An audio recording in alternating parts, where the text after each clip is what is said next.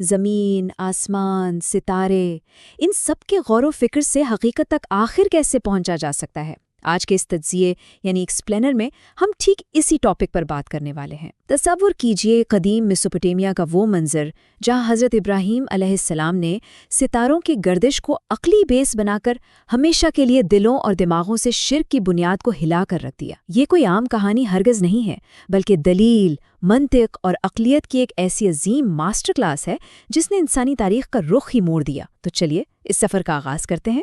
میں غروب ہونے والوں سے محبت نہیں کرتا۔ سورہ الانعام کی اس آیت میں موجود یہ ایک چھوٹا سا جملہ اصل میں انسانی تاریخ کے سب سے بڑے تھیولوجیکل ڈیبیٹ کا آغاز تھا۔ اس ایک ڈیکلیریشن نے اس دور کے پورے معاشرے کی بنیادی سوچ پر ایک گہری چوٹ لگائی اور خدا کی حقیقی پہچان کا جو دروازہ کھولا اس کی مثال ڈھونڈنے سے بھی نہیں ملتی۔ پہلا حصہ دیکھتے ہیں، دی اینشنٹ بیبلونین ڈارکنیس۔ تھوڑا سا بیک گراؤنڈ سمجھنا ضروری ہے۔ اس زمانے میں لوگ مخصوص آسمانی اجرام اور زمین پر ان کے بنائے گئے بتوں کی پوجا کرتے تھے۔ ان کا مکمل یقین تھا کہ یہ آسمانی طاقتیں ہی ہماری قسمت اور اس دنیا کے نظام کو چلاتی ہیں۔ اگر ہم اس وقت کے عقائد پر غور کریں تو حافظ ابن کثیر نے اس کی بڑی دلچسپ وضاحت کی ہے۔ ان کے مطابق عبادت کی ایک پوری ہائرارکی ہوتی تھی۔ حیرت کی بات تو یہ ہے کہ بابل کے لوگ، جو کہ ویسے تو علم فلکیات یعنی ایسٹرونومی کے بڑے ماہر تھے، انہوں نے زمین پر بت تراشے ہوئے تھے، لیکن اصل میں یہ زمینی بت ان 7 آسمانی سیاروں کی نمائندگی کرتے تھے جنہیں وہ ایبسولوٹ طاقت مانتے تھے۔ چاند، سورج، آسمانی مخلوق، ان کا عقیدہ تھا کہ یہی سب روزی اور طاقت دیتے ہیں، یعنی انہوں نے اپنی تقدیر ان بے جان پتھروں اور آسمانی گولوں کے حوالے کی ہوئی تھی۔ دوسرا حصہ ریجیکٹنگ بلائنڈ امیٹیشن۔ حضرت ابراہیم نے اس پورے فرسودہ سسٹم کو ریجیکٹ کیا۔ انہوں نے بڑی بہادری سے اپنے والد آزار اور پوری قوم کا سامنا کیا اور ان کے قدیم عقائد کی عقلی بنیاد کو سیدھا چیلنج کر دیا۔ اور دیکھیے، یہ بغاوت جذبات کی بنیاد پر نہیں تھی، بلکہ ٹھوس، پیور لاجک اور دلیل پر مبنی تھی۔ یہاں حضرت ابراہیم ایک نہایت بنیادی سوال اٹھاتے ہیں، تم کس چیز کی عبادت کر رہے ہو؟ کیا یہ تمہیں سنتے ہیں یا کوئی فائدہ اور نقصان پہنچا سکتے ہیں؟ یہ ایک چھوٹا سا سوال ہے، لیکن اس نے حقیقت کھول کر رکھ دی۔ جو بت نہ خود کو بچا سکتے ہیں نہ سن سکتے ہیں، ان کی عبادت کرنا کتنا بے مقصد اور خوکھلا عمل ہے۔ ان کی عقل کو جھنجھوڑنے کے لیے یہ ایک ہی سوال کافی تھا۔ یہاں پر 2 مختلف راستوں کا بڑا کلیئر موازنہ ہوتا ہے۔ ایک طرف ہے تقلید یعنی اندھی پیروی، اور دوسری طرف استدلال یعنی لاجک اور ڈیڈکشن۔ تفسیر المنیر میں علامہ زہیلی اس پوائنٹ کو خوبصورتی سے ہائی لائٹ کرتے ہیں کہ اس قوم کا مسئلہ یہ تھا کہ وہ آنکھ بند کر کے آباء و اجداد کے پیچھے چل رہے تھے۔ انہوں نے سوچا ہی نہیں کہ وہ کہہ کیا رہے ہیں، جبکہ سچا ایمان تو آپ سے استدلال کی مانگ کرتا ہے۔ آسمان اور زمین پر غور کریں اور عقلی نتائج تک پہنچیں۔ حقیقت کی تلاش تو خود ہی کرنی پڑتی ہے نا۔ تیسرا حصہ، دی سیلیسٹیل ڈیبیٹ بگنز۔ اب زمینی بتوں سے ہٹ کر منظر شفٹ ہوتا ہے ایک تاریخ تاروں بھری رات کی طرف۔ حضرت ابراہیم نے اپنی تعلیمی اپروچ بالکل بدل دی۔ انہوں نے ان بتوں کو چھوڑ کر سیدھا ان آسمانی خداؤں کو اپنا ٹارگٹ بنایا جن کی وہ لوگ اصل پوجا کرتے تھے۔ یہ آسمانی مباحثہ ایک بڑی کمال منطقی ترتیب میں آگے بڑھتا ہے، چھوٹے سے شروع ہو کر سب سے بڑے کی طرف۔ سب سے پہلے ایک روشن ستارہ جو مشتری یا زہرہ ہو سکتا ہے، پھر اس سے بڑا چاند، اور پھر آخر میں سب سے بڑی اور روشن مخلوق یعنی سورج۔ یہ سٹیپ بائی سٹیپ اپروچ اچانک نہیں تھی، یہ ان کے عقائد کو جڑ سے اکھاڑنے کی ایک انتہائی عظیم اسٹریٹجی تھی۔ ایک بہت مشہور جملہ ہے، ھذا ربی، یعنی یہ میرا رب ہے۔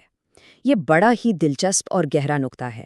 تفسیر الرازی اور تفسیر البیداوی کلیئر کرتے ہیں کہ یہ حضرت ابراہیم کا اپنا عقیدہ ہرگز نہیں تھا، یہ تو بس ایک پیڈاگوجیکل ٹول تھا، ایک ڈیبیٹ کی ٹیکنیک تھی۔ اس میں ہوتا یہ ہے کہ آپ مخالف کا نقطۂ نظر کچھ دیر کے لیے خود اپنا لیتے ہیں تاکہ پھر اسے اسی کی دلیل سے بالکل غلط ثابت کیا جا سکے۔ یہ ایک سچے استاد کا بہترین انداز ہے۔ اسی بحث کے دوران ایک بہت امپورٹنٹ کانسیپٹ سامنے آتا ہے، عروب۔ عروب کا سیدھا سا مطلب ہے غروب ہونا، اپنی چمک کھو دینا یا موجودگی سے غائب ہو جانا۔ حضرت ابراہیم نے اس ستارے کو غروب ہوتے دیکھا اور اسی نیچرل پروسیس کو ان کے عقیدوں توڑنے کے لیے استعمال کیا۔ منطق بہت آسان تھی. جو خود ڈوب جائے اور اپنی موجودگی قائم نہ رکھ سکے وہ کسی اور کو بھلا کیسے بچائے گا؟ چوتھا حصہ The Setting of False Gods. اب ڈیبیٹ کا منظر اندھیری رات سے نکل کر طلوع ہوتے ہوئے چاند کی ٹھنڈی روشنی کی طرف بڑھتا ہے. قوم کا خیال تھا کہ ستارے کے بعد شاید چاند ان کی آخری امید اور سب سے طاقتور خدا ثابت ہو. لیکن یہاں ایک ایسی ٹھوس حقیقت سامنے آتی ہے جو کسی کو بھی سوچنے پر مجبور کر دے. امام فخر الدین الرازی کا بڑا گہرا پوائنٹ ہے کہ کوئی بھی ایسی چیز جو بدلاؤ، حرکت یا زوال کا شکار ہو جائے وہ ہرگز ہمیشہ رہنے والا خالق نہیں ہو سکتا. جو وجود خود وقت اور حالات کا پابند ہو وہ رب کیسے ہو سکتا ہے؟ رب کو تو ہر حال میں انڈیپینڈنٹ اور سب پر قادر ہونا چاہیے. ان آسمانی اجرام کے اندر ایسی قاتلانہ خامیاں تھیں جنہیں کسی صورت نظر انداز نہیں کیا جا سکتا تھا، چاہے چاند ہو یا پھر بعد میں آنے والا سب سے بڑا سورج. یہ سب اپنی ایک فکس گردش کے سخت پابند ہیں. یہ روشنی سے اندھیرے میں بدلتے ہیں، آنکھوں سے اوجھل یعنی افول ہو جاتے ہیں، اور ان کے پاس بالکل کوئی خود مختار طاقت نہیں ہے. سورج کتنا ہی بڑا اور روشن کیوں نہ ہو، اس کے غروب ہونے نے ہی یہ ثابت کر دیا کہ وہ صرف اور صرف ایک مخلوق ہے. پانچواں حصہ The Triumph of توحید. یہ لاجک کا سفر اب ایک روشن اور سنہری صبح تک پہنچ چکا ہے. یہ وہ منظر ہے جو حضرت ابراہیم کی منطقی فتح اور ان کی قوم کی ہر دلیل کے مکمل خاتمے کا ایبسولوٹ عروج تھا. اے میری قوم، بے شک میں ان سب سے بری ہوں جنہیں تم اللہ کے ساتھ شریک ٹھہراتے ہو. یہ شرک سے مکمل برات یعنی ڈس ایسوسیشن کا اٹل اعلان تھا. اس پوائنٹ پر منطقی استدلال کا جال پوری طرح کلوز ہو چکا تھا. جب دن کا بادشاہ سب سے بڑا سورج بھی ڈھل گیا تو یہ ہمیشہ کے لیے ثابت ہو گیا کہ آسمان کا کوئی بھی حصہ پوجنے کے لائق نہیں ہے. یہاں آ کر عبادت کا رخ ان تمام عظیم مخلوقات سے گزر کر سیدھا اس یکتا خالق کی طرف مڑ جاتا ہے جس نے ان آسمانوں اور زمین کو بنایا ہے. میں نے یکسو ہو کر اپنا رخ اس ہستی کی طرف کر لیا جس نے آسمانوں اور زمین کو پیدا کیا. یہ ہوتی ہے توحید خالص، جہاں عبادت صرف بنانے والے کی ہوتی ہے، نہ کہ بنائی ہوئی چیزوں کی. سب کچھ چھوڑ کر صرف ایک اللہ کی طرف رجوع کرنا. چھٹا حصہ The Promise of Absolute Peace. اس عظیم عقلی اور روحانی ادراک تک پہنچنے کا نتیجہ انتہائی خوبصورت ہے. یہ سفر دل کو سکون کی اس وادی میں لے جاتا ہے جہاں کسی بھی ڈر یا خوف کا وجود ہی باقی نہیں رہتا. اگر ہم ان دونوں مائنڈ سیٹس کا موازنہ کریں تو حقیقت پوری طرح واضح ہو جاتی ہے.